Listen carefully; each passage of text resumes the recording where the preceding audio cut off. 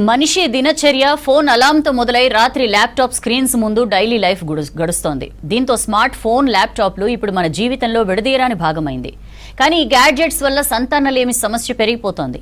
ల్యాప్టాప్లను ఒళ్ళో పెట్టుకుని గంటల తరబడి పనిచేయడం, మొబైల్ ఫోన్లను ప్యాంటు జోబుల్లో పెట్టుకోవడం వల్ల వచ్చే రేడియేషన్, హీట్తో అనారోగ్య సమస్యలు వస్తున్నాయి. అటు మహిళల్లో హార్మోన్ ఇంబ్యాలెన్స్ కు కారణమవుతున్నాయని వైద్య నిపుణులు చెప్తున్నారు. పెరిగిన స్మార్ట్ ఫోన్లు, ల్యాప్టాప్ల వినియోగం వల్ల పెరుగుతున్న ఇన్ఫర్టిలిటీ సమస్యపై Gandhi hospital gynaec HOD doctor శోభతో శ్రీశైలం ఫేస్ టు ఫేస్. రోజు రోజుకు ఇన్ఫర్టిలిటీ రేట్ అనేది పెరిగిపోతుంది. లేట్ మ్యారేజ్ చేసుకోవడం కానీ, స్మార్ట్ ఫోను, ల్యాప్టాప్ వంటి వాటి వినియోగం అనేది ఎక్కువ పెరిగిపోవడము, జంక్ ఫుడ్ వంటివి ఎక్కువ తీసుకోవడము, అదేవిధంగా మానసిక ప్రశాంతత అనేది లేకపోవడం, ఈ అంశాలతోని ఇన్ఫర్టిలిటీ రేట్ అనేది క్రమంగా పెరిగిపోతుంది. దానివల్ల సంతానోత్పత్తి అనేది కపుల్లో తగ్గుతూ వస్తుందని పలు సర్వేలు వెల్లడిస్తున్నాయి.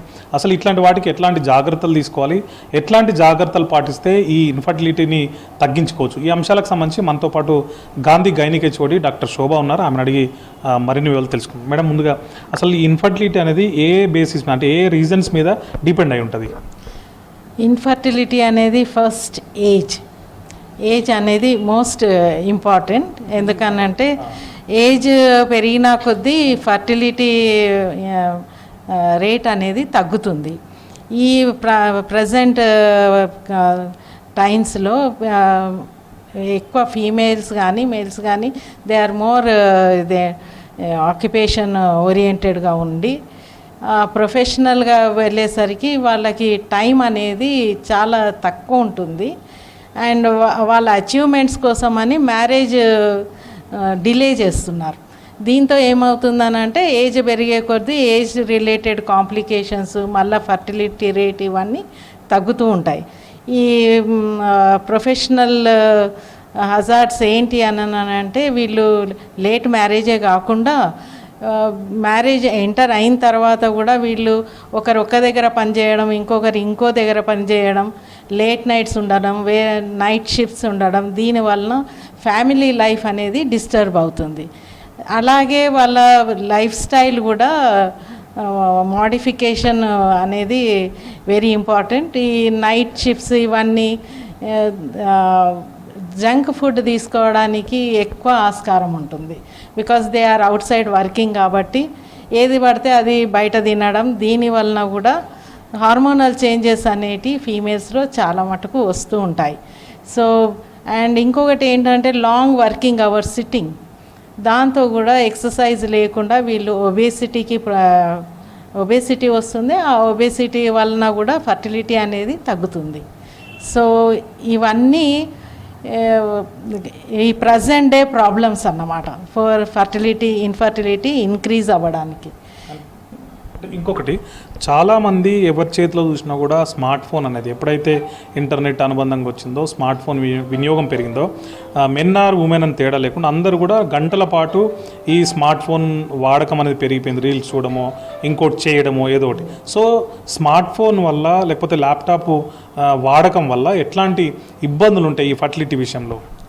చాలామంది ల్యాప్టాప్స్ కానీ ఈ సెల్ ఫోన్స్ కానీ ప్రొలాంగ్డ్ టైం యూజ్ చేస్తూనే ఉంటారు. దాంతో కూడా కొంచెం రేడియేషన్ ఎఫెక్ట్స్ ఉంటాయి. ల్యాప్ మీద పెట్టుకొని చాలా అవర్స్ పనిచేస్తారు, దాంతో హీట్ కూడా జనరేట్ అవుతుంది. This heat has negative effect అన్నమాట. ఈ కణాల మీద పడుతూ ఉంటుంది. మేల్స్కి కౌంట్ తగ్గుతుంది. అండ్ అంత కంప్లీట్లీ ప్రోవన్ అది లేదు, కానీ దాన్ని డెఫినెట్లీ ఇట్ హ్యాస్ ఎఫెక్ట్స్. ఎందుకంటే ఈ ప్రొలాంగ్డ్ అవర్స్ చూడడం వలన వీళ్ళు లేట్ నైట్ స్లీప్ డిస్టర్బెన్సెస్ ఉంటాయి. స్లీప్ డిస్టర్బెన్సెస్తో బాడీ హార్మోనల్ చేంజెస్ ఉంటాయి. వీటి వలన కూడా ఈ ఇన్ఫర్టిలిటీకి తోడ్పడుతుంటుంది అన్నమాట. సో లాంగ్ అవర్స్ ఎక్స్పోజర్ అనేది మంచిది కాదు. సో మనకు అవసరం ఉన్నప్పుడు వాడడం, లైట్ కూడా దాన్ని కొంచెం తక్కువ చేసి వాడడం అనేది మంచిది. ఇది ఈవెన్ ఇన్ ప్రెగ్నెంట్ ఉమెన్లో కూడా ఈ ప్రొలాంగ్డ్ యూస్ తోటి వాళ్ళ స్లీప్ డిస్టర్బ్ అవుతుంది. ఆ స్లీప్ చేంజెస్ వలన మళ్ళీ ఎఫెక్ట్ ఆన్ ద ప్రెగ్నెన్సీ ఉంటుంది. సో బోత్ బిఫోర్ ప్రెగ్నెన్సీ కానీ ఆఫ్టర్ ప్రెగ్నెన్సీ కానీ ప్రొలాంగ్డ్ యూసేజ్ ఆఫ్ ఈ ఎలక్ట్రానిక్ గ్యాడ్గెట్స్ అనేది మనం తగ్గించాలి. అంటే చాలా మందిలో యంగేజ్లోనే బీపీ షుగర్లు వంటివి చూస్తున్నాం.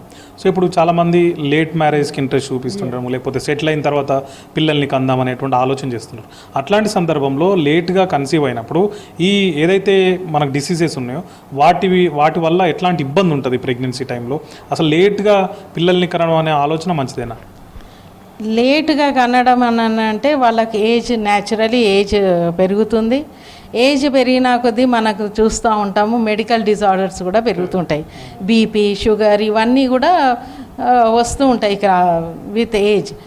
ఇవి యాడ్ అయినప్పుడు ఆ ప్రెగ్నెన్సీ అనేది కాంప్లికేటెడ్ ప్రెగ్నెన్సీ అయిపోతుంది. ఏదైతే నార్మల్గా ఉండాలో ఈ మెడికల్ ప్రాబ్లమ్స్ వలన ఇంకా అది హై రిస్క్లోకి వెళ్ళిపోతుంది. అదే కాకుండా ఫర్టిలిటీ రేటు కూడా వీటి వలన కూడా డిక్రీజ్ అయిపోతుంది.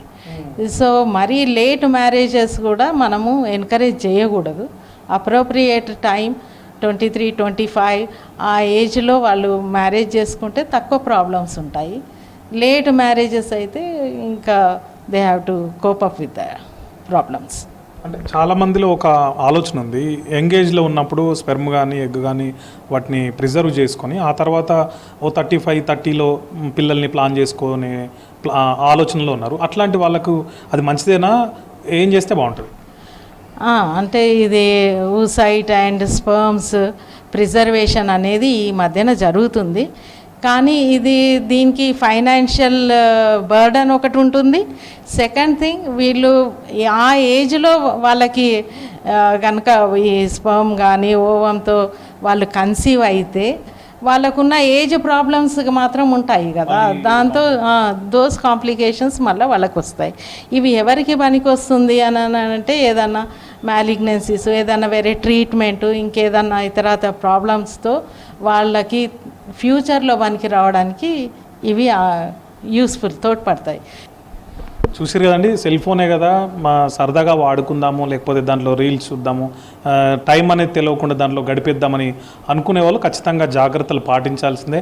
ఈ సెల్ ఫోన్ అనేది భవిష్యత్తులో చాలా ఇబ్బంది పెడుతుంది. పిల్లల విషయంలో లేకపోతే లేట్ మ్యారేజ్ చేసుకున్నప్పుడు కానీ లేకపోతే పిల్లలు ప్లాన్ చేసుకునేటప్పుడు కానీ ఈ ఎఫెక్ట్ అనేది దాని మీద ఉంటుంది. కాబట్టి జాగ్రత్త వహించండి.